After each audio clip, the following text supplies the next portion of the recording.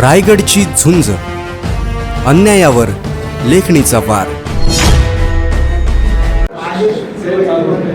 सर्वांना सप्रेम नमस्कार. आज भारतीय जनता पार्टीतर्फे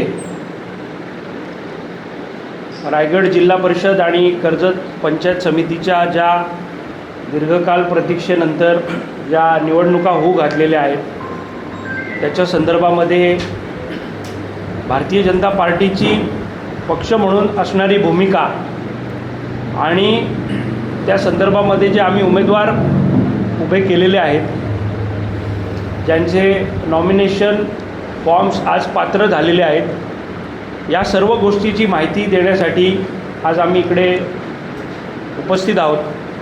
आपण सगळे उपस्थित इथे राहिलात त्याबद्दल मी आपल्या सर्वांचं स्वागत करतो आणि भारतीय जनता पार्टीतर्फे आपल्याला धन्यवाद देतो. भारतीय जनता पार्टीतर्फे जिल्हा परिषदेच्या 4 जागा या आपण फॉर्म भरलेले आहेत. त्याच्यामध्ये माणगाव तर्फे वरेडी याच्यामध्ये सौ राधिका किशोर ठाकरे यांचा अर्ज आपण भरलेला आहे. त्याच्यानंतर नेरळमधून सौ नम्रता नितीन कांदळगावकर, कडाव जिल्हा परिषद गणातनं श्री मिनेश भगवान मसणे आणि कळंब जिल्हा परिषद गणातनं श्री सचिन रामचंद्र लोखंडे यांचा आपण उमेदवारी अर्ज भरलेला आहे. त्याच्यानंतर पंचायत समिती यामध्ये कळंब मधनं सविता विष्णू गावंडा, कशेळेमधनं श्री राजू चिंदू केवारी, माणगावमधनं केशव बबन तरे हे आमचे काही कारणांनी अपक्ष उमेदवार आहेत, पक्षाचेच आहेत पण त्यांचा अर्ज अपक्ष राहिलेला आहे.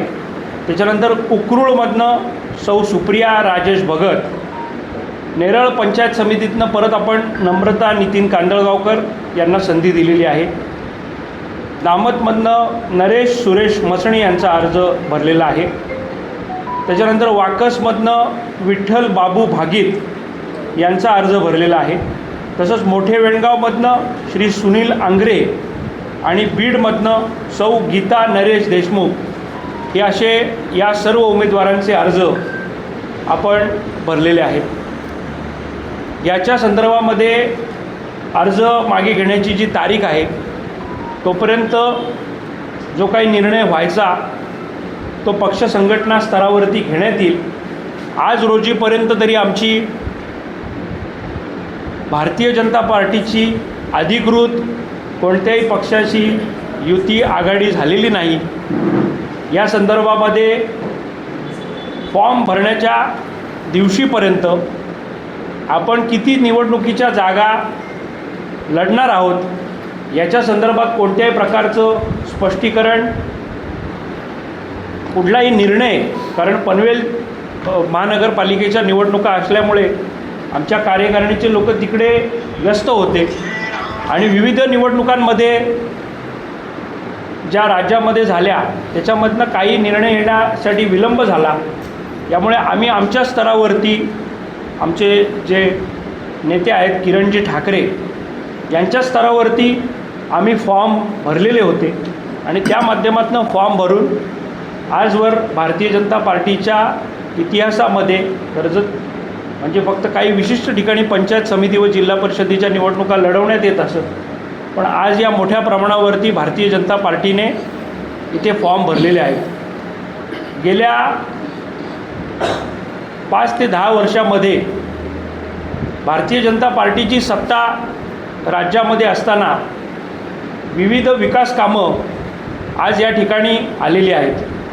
विविध विकास कामांच्या माध्यमातून ती कामं कार्यकर्त्यांपर्यंत पोचवणं आणि प्रधानमंत्री आवास योजना असो किंवा लाडकी बहीण योजना असो असे विविध लाभार्थी हे शासनाच्या माध्यमातून तयार झालेले आहेत. आज मोठ्या प्रमाणावरती पाण्याचे प्रश्न सोडवण्यासाठी राज्य सरकारने डॅमचे प्रोजेक्ट्स या ठिकाणी आणलेले आहेत आणि अशा वेळेला भारतीय जनता पार्टीचं सरकार केंद्रामध्ये असताना, राज्यामध्ये असताना ग्रामीण भागातला जो कार्यकर्ता आहे, तर त्या कार्यकर्त्याला एक स्थान मिळावं, त्या कार्यकर्त्यांनी कुठेतरी निवडणुकीमध्ये जिल्हा परिषद आणि पंचायत समितीमध्ये प्रतिनिधित्व करावं. भारतीय जनता पार्टीची जी कमळ निशाणी आहे ती ग्रामीण भागामध्ये पोचावी. लाभार्थ्यांपर्यंत भाजपचं काय काम आहे, आदिवासी समाजासाठी काय काम भारतीय जनता पार्टीच्या माध्यमातून झालेलं आहे, पाण्यासाठी काय योजना आलेल्या आहेत. जिल्हा परिषद ही आपली पालन करणारी संस्था आहे. जिल्हा परिषद ही आरोग्याचं काम बघते, जिल्हा परिषद ही रस्त्यांचं काम बघते, जिल्हा परिषद बालकांच्या आरोग्याचं काम बघते, जिल्हा परिषद समाज कल्याणाचं काम बघते, जिल्हा परिषदेच्या माध्यमातून शिक्षणाचं काम होतं. तर या अशा बाबतीमध्ये कर्जत तालुक्यामध्ये मोठ्या प्रमाणावरती एक संतप्तता ही सर्वसामान्य कुटुंबामध्ये आहे. आणि राजकारण हे कुठेतरी धनिकांचं व्यासपीठ, राजकारण हे धनिकांचं क्षेत्र झालेलं आहे. अशामध्ये सर्वसामान्य उमेदवार, या सर्वसामान्य छोट्या कुटुंबातली मुलं, छोट्या परिवारातली लोकं ही भारतीय जनता पार्टीच्या माध्यमातून आज या जिल्हा परिषद आणि पंचायत समितीच्या निवडणुकीमध्ये आपल्याला उभी करता येतील का, असा विचार आम्ही तरुण मंडळींनी केला. आणि त्यास आमचे सन्माननीय प्रदेशाध्यक्ष सन्माननीय रवींद्रजी चव्हाण साहेब आणि आमचे धैर्यशील दादा आणि आमचे विविध पदाधिकारी, सन्माननीय आमदार यांनी याला पाठिंबा दिला. आणि त्यासाठी आज आम्ही ही भूमिका मांडण्यासाठी आणि यापुढे जी काही युती आघाडी होईल, यापुढे जे काही स्वबळाचा नारा आज आपण देण्यात येईल, या माध्यमातून आमची पुढची जी दिशा आहे हे उमेदवारांच्या माध्यमातून, सर्व कार्यकर्त्यांच्या माध्यमातून आणि पक्षाच्या माध्यमातून आपल्यापर्यंत पोहोचवण्यात येईल, यासाठी आज ही पत्रकार परिषदेचे आयोजन करण्यात आलेलं आहे. आज प्रथमतः मी आपल्या सर्व पत्रकार बांधवांचं मनपूर्वक स्वागत करतो. आता होऊ घातलेल्या स्थानिक स्वराज्य संस्था, जिल्हा परिषदा, पंचायत समिती, जिल्हा परिषदांमध्ये 4 ठिकाणी आपण उमेदवार उभे करतो आहे. पंचायत समितीची यादी देखील माझे मित्र ऋषिकेश जोशी यांनी आपल्याला वाचून दाखवली. मला सांगायला आनंद वाटते की इतर पक्षाचे उमेदवार पाहितले तर आमच्या उमेदवारांकडं आणि त्यांच्याकडे पाहण्याचा दृष्टिकोन हा जनतेचा वेगळा आहे. आमचे उमेदवार कुठेच 302चा प्रक्रियेत असलेला उमेदवार नाही आहे, 307मध्ये असलेला नाही आहे, व 420 मध्ये असलेला नाही आहे. सर्व गरीब कुटुंबातील कष्टकरी शेतकरी अशा कुटुंबातले हे तरुण आहेत आणि ह्या तरुणांना संधी देण्याचं काम भारतीय जनता पार्टीने आपल्याला केलेलं पाहायला मिळते.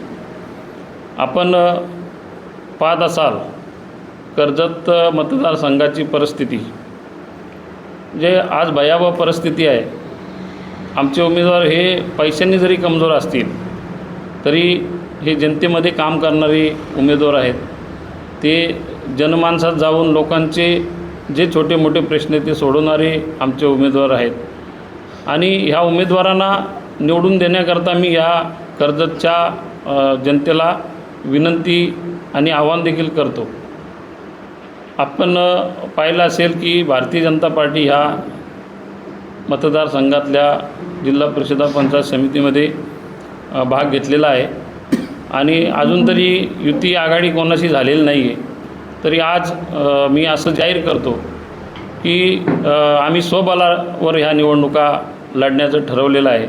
स्वबलावर आम्ही जनतेसमोर जाणार आहोत, जनतेला विनंती करणार आहोत की आमच्या उमेदवारांना भरघोस मतं देऊन विजयी करा आणि राज्यात आणि केंद्रात असलेलं सरकार, राज्यातलं देवेंद्रजींचं सरकार, केंद्रातलं नरेंद्रजी मोदीजींचं सरकार आणि खाली जर भारतीय जनता पार्टीचे उमेदवार जर निवडून आले तर आपल्याला अधिक ह्या कर्जत मतदारसंघाचा विकास आपल्याला करता येईल, जनतेचे प्रश्न सोडवता येतील. आपण पाहिलं असेल की मागच्या काळामध्ये भारतीय जनता पार्टीच्या माध्यमातून ह्या कर्जत मतदारसंघामध्ये प्रचंड असा विकास निधी आपल्याला आणता आला आणि भविष्यात देखील हे उमेदवार जर जिंकले तर त्यांच्या माध्यमातून देखील कर्जतचा विकास आपल्याला करणं सोपं होईल, एवढंच मी या निमित्ताने सांगतो. ज्या ठिकाणी तुम्ही उमेदवार उभे केलेत नाही तिथे तुम्ही कोणाला पाठिंबा देता? नाही, आम्ही कोणालाच पाठिंबा देत नाही. आम्ही स्वतंत्र भारतीय जनता पार्टी म्हणून निवडणूक लढवायचं आता तरी ठरवलेलं आहे. जसं आता तुम्ही सांगितलं की आतापर्यंत युती झालेली नाही आहे, परंतु येत्या काळातील पुढची दिशा काय होईल ती वरिष्ठांच्या आदेशानुसार ठरवली जाईल. मागच्या आढावा बैठकीला तुम्ही जाहीर केलेलं होतं किंवा कार्यकर्त्यांचं असं म्हणणं होतं की शिंदे गटासोबत युती नको, आणि जर आता वरिष्ठ पातळीवरून तसा आदेश आला तर तुम्ही शिवसेना शिंदे गटाबरोबर युती करण्यासाठी तयार आहात का? भारतीय जनता पार्टीचा कार्यकर्ता हा पक्षशिस्त पाळणारा कार्यकर्ता आहे. आता भारतीय जनता पार्टीच्या या सर्वच उमेदवारांना अधिकृत ए बी फॉर्म देऊन अधिकृत ते उमेदवार आज छाननी झाल्यानंतर जवळजवळ निश्चित झालेले आहेत. परंतु भारतीय जनता पार्टीच्या नेत्यांनी जो निर्णय घेतील किंवा कोणाशी बोलतील तर त्यांच्याबरोबर आम्ही निवडणूक लढू. अन्यथा आमचं स्वबलाचं आम्ही नारा दिलेला आहे. त्या दिवशी देखील स्वबलाचा नारा दिला होता, आजही देखील स्वबलाचा नारा आम्ही देतो. भाजप सेनेची बऱ्याच वर्षाची पारंपरिक युती आहे. कर्जत नगर परिषद पण भाजप सेना एकत्र लढली, पण सेनेपासून आपण फारकत घेण्याचं मुख्य कारण? आता मागच्या वेळेस मी ते एका कार्यक्रमात सांगितलेलं आहे का काही ठिकाणी आमच्या उमेदवारांच्या तिथे अपक्ष उमेदवार देऊन आमचे उमेदवार काही ठिकाणी पडले, त्यामुळे भारतीय जनता पार्टीचं तिथे नुकसान झालं. म्हणून कार्यकर्त्यांचंही कुठंतरी भावना तशी निर्माण झाली आणि त्यांची नाराजी देखील त्यांच्या बाबतीत तशी निर्माण झाली. पण भारतीय जनता पार्टीमुळे शिवसेनेला जिल्हा परिषद पंचायत समितीमध्ये कुठे फटका बसू शकतो? ते आता मी कसं सांगलं तर जनतेचा कौल आहे. जनता ज्यांना मतदान देईल, जनता ज्यांना मान्य करील ते भविष्यात निवडून येणार आहेत. तरी आपण ही निवडणूक जनतेच्याच भरोसे आपण लढतो. तुम्ही आता जी यादी वाचून दाखवली सुरुवातीला, त्याच्यामध्ये काही उमेदवारांची नावं अशी आहेत जे इथे गैरहजर आहेत, त्याच्या मागचे नेमकं कारण काय? सकाळी याचं आपलं छाननीचं काम होतं ते दुपारी 3-4 वाजेपर्यंत झालं. सकाळी आपण काल ठरवलं होतं की सकाळी करायचं, पण छाननीमुळं मग ती पत्रकार परिषद पुढे आपण संध्याकाळी ठेवली. तर काही आज गणपतीचं पण उत्सव आहे, त्यामुळं काही लोकांच्या गावात घरामध्ये पूजा आहेत, तेव्हा काही लोक आज आली नाही आहेत. आता आपण सांगितलं की त्यांचे जे काही उमेदवार आहेत ते 420 वगैरे या सगळ्या गुणांमध्ये अडकलेले आहेत. उद्या समजा युती झाली तर आपण या सगळ्यांचं काम करणार? पक्षाचा निर्णय काय येईल त्याच्यावर आम्ही त्या हिशोबाने आम्ही काम करू. कर्जत खालापूर हा जो विधानसभा मतदारसंघ आहे त्याच विधानसभा मतदारसंघामध्ये खालापूर देखील आहे आणि कर्जत देखील आहे. कर्जतमध्ये प्रशांत दादा आणि भाजपचे जे काही वरिष्ठ नेते ते देखील तिथे फॉर्म भरण्यासाठी होते उमेदवाराचे. कर्जतमध्ये जसं काय झालं, काय बिघडलं? कर्जतचे जे नगर परिषद होते त्याचा जो पराभव आहे तो जिवारी लागला का भाजपच्या? तेच मी आता सांगितलं की नगरपालिकेमध्ये काही ठिकाणी आमचे उमेदवार पराभूत झाले, त्याच्यामुळे कार्यकर्त्यांमध्ये त्यासाठी शिवसेना जबाबदार आहे का? काही ठिकाणी त्यांनी उमेदवार उभे केले, अपक्ष उभे केले, माथेरानला केले, खोपोलीत केले, त्याच्यामुळे कार्यकर्त्यांची साहजिक नाराजी असणारच. भाजपच्याच एका कार्यकर्त्याने घड्याळ चिन्हावर अर्ज दाखल केलेला आहे. मग नक्की पक्ष कार्यकर्त्यांना बळ देत आहे का, काय वाटतं तुम्हाला? नाही, भारतीय जनता पार्टीच्या कार्यकर्त्यांनी घड्याळावर जर घेतला असेल तर मग तो भारतीय जनता पार्टीचा कार्यकर्ता कसा राहील, तो त्यांच्या पक्षात गेला असं जाहीर होईल. मागे काही दिवसांपूर्वी आपल्या एका बैठकीमधला व्हिडिओ आला होता की राष्ट्रवादी सोबत आहे, मग आता तुम्ही का नाही जात? आता ते सर्व घाईचं झालेलं आहे, बोलणी अजून कोणाची झालेली नाही आहे. मध्ये 1-2 वेळा बोलणी दोन्ही पक्षांशी सुरू होती, पण ह्या शॉर्ट टाईममुळं असं काय नेत्यांना वेळ न मिळाल्यामुळं त्या आघाड्यांच्या बोलण्या राहिलेल्या आहेत. तरी मग आम्ही आमचे उमेदवार असं व्हायला नको की मुदत संपली उमेदवार दिले नाही, म्हणून आम्ही आमचे उमेदवार जे जिथे तयारी होती ते आम्ही उमेदवार दिलेत. फॉर्म भरलेल्या ज्या जागा आहेत त्याच्यामध्ये कुठल्या जिल्हा परिषद आणि पंचायत समिती वार्डामध्ये तुम्हाला असं वाटतं की तुमची ताकद जास्त आहे? ना आता जेवढे फॉर्म भरले त्या ठिकाणी आमची ताकद चांगली आहे. आमदारांनी त्या दिवशी सांगितलं की भाजप आमच्या सोबत आहे.